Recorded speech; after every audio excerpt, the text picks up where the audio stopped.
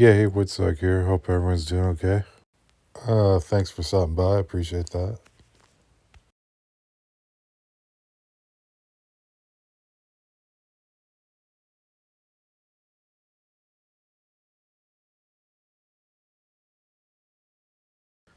Got this new little pine knot I've been working on. Call him Stubby because it's like a stubby looking pine knot. And yeah, it's a nice knot from Southern Oregon, South Central.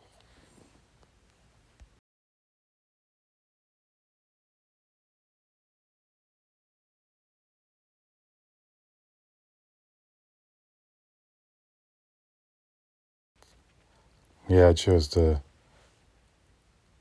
work on this piece with the pointy side down, would be the chin area. You could actually flip it up the opposite way, get a different effect. So it could be like almost like a cone head if you flipped it upside down. Depends. You can choose either way, but it depends on what you're going after. In this case, I was just like using the little piece below his nose as a beard and mustache. Seems to work quite well, naturally speaking. So that means less work I have to do to put that in there. I'm just gonna put some eyes in and nose, and not even put a mouth in. It's gonna be covered up with a mustache, more or less. Yeah, I use a scribe all the time. This one's a special kind of holder for a better grip. It's actually one of those wrenches where you, for die taps, rethreading metal holes. Just one of those handles for tool and die makers.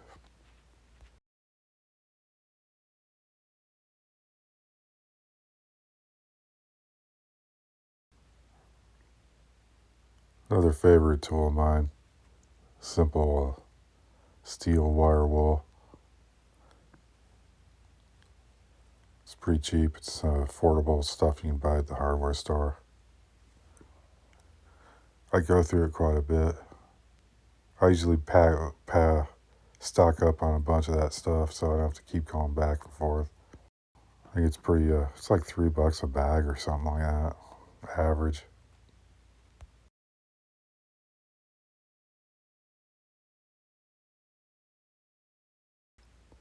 But as I've mentioned before, it's advisable to wear some kind of gloves because that stuff can, it's almost like slivers. It gets in your skin.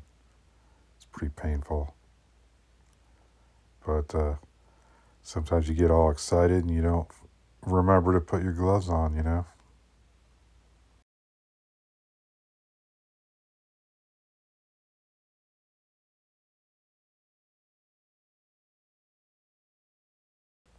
Yeah, heading into the detail stage after this initial rough out phase.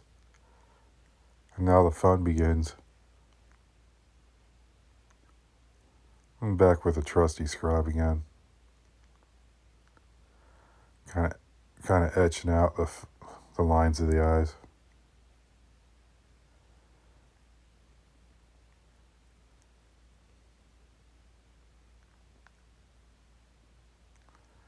Yeah, anyway, um,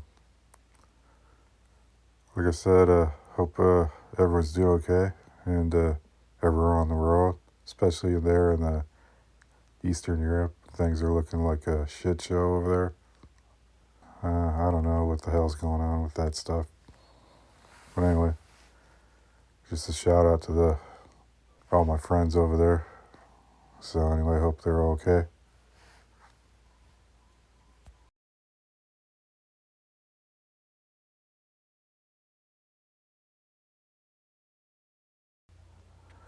Back with a obligatory Dremel stylo plus. It's great for these kind of details and intricate work around the eyes, especially. And using the smaller cowhide burrs, and it suits it quite well.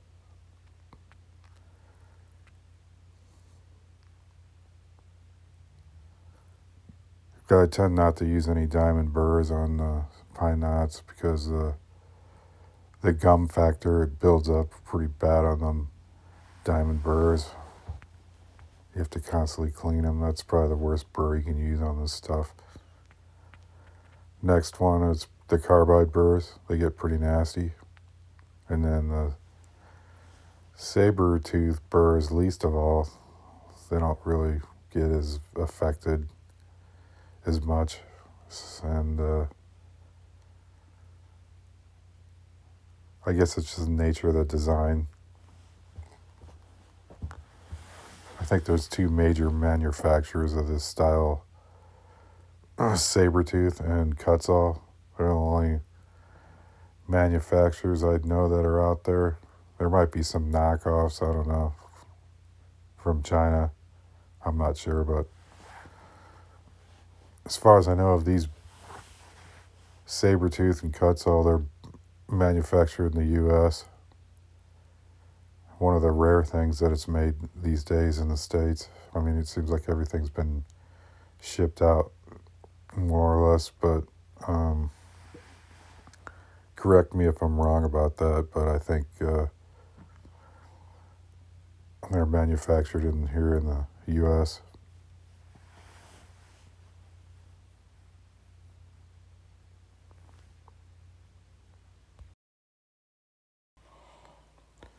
Yeah, I'm just hashing out the eyes right now. They're actually one of my favorite parts to work on, believe it or not.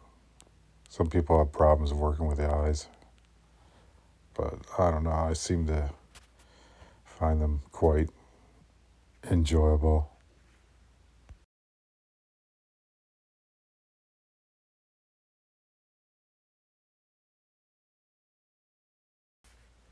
Yeah, I'm using a blunt scribe here, something that I made, handmade for my own personal use.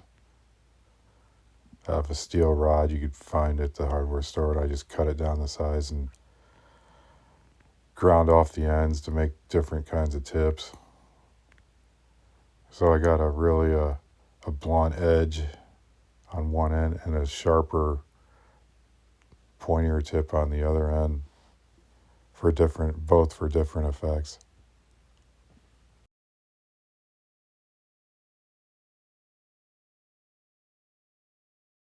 Yeah, anyway, I'm gonna have a contest here and there, give away a box of bark, 2 different sessions. So anyway, in case anyone misses out on the first one, I'll have a second contest. Enable you guys out there that are subscribers and new subscribers to have a chance to win a box of this cool cottonwood bark from the Midwest United States. Pretty nice stuff. I found a couple trees that I'm scoped out, and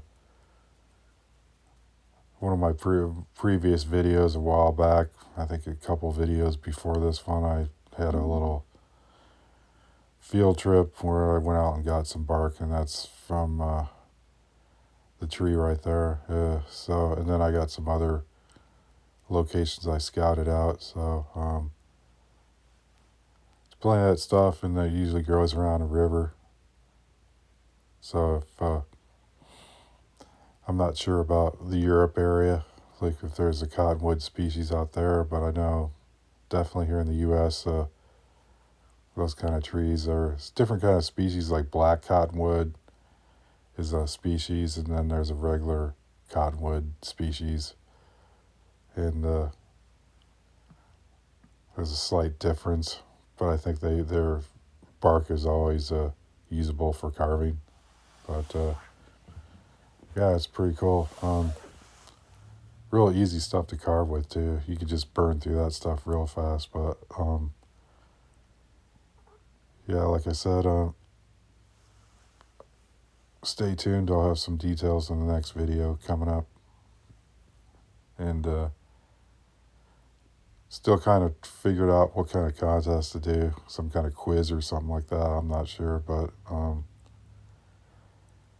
anyway, We'll figure it out though.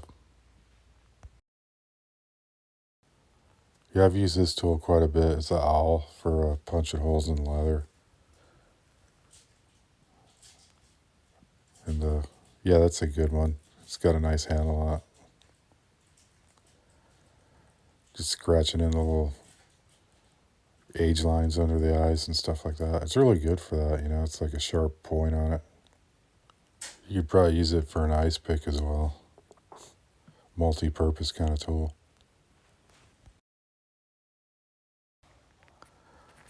Yeah, as time progresses, I usually move down to the smaller burrs just as details get more important. It's kind of like the drop-down effect. Start big and go small.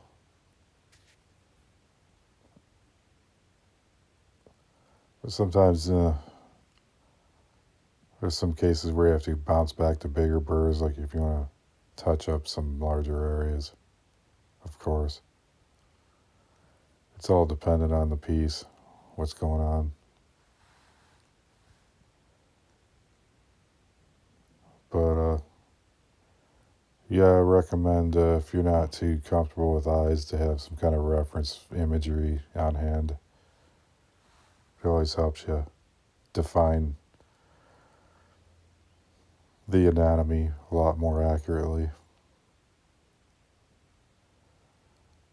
Instead of just putting a basic oval shape, you got to look at the muscles that surround the eye and then think of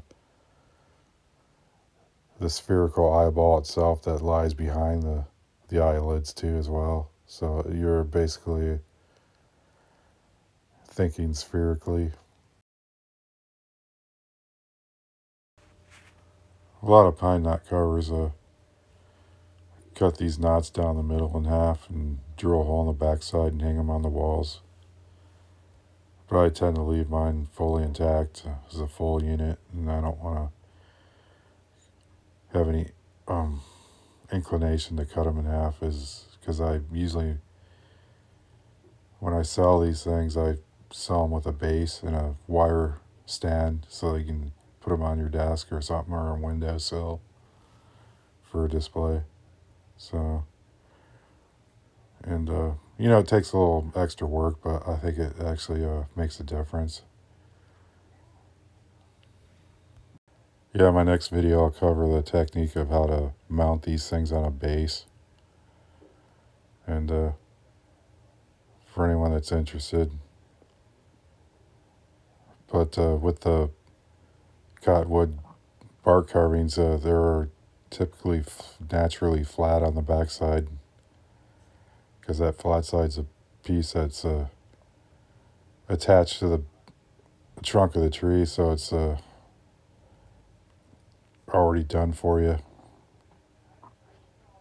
as far as wall hangings go.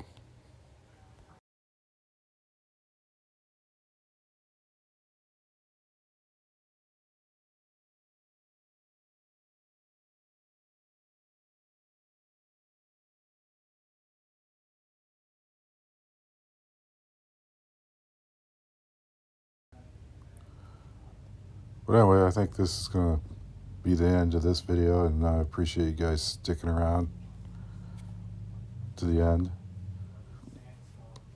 So anyway, hope everyone's okay, and stay safe out there in this crazy world. And we'll catch you guys on the next one. Okay, take care. Ciao.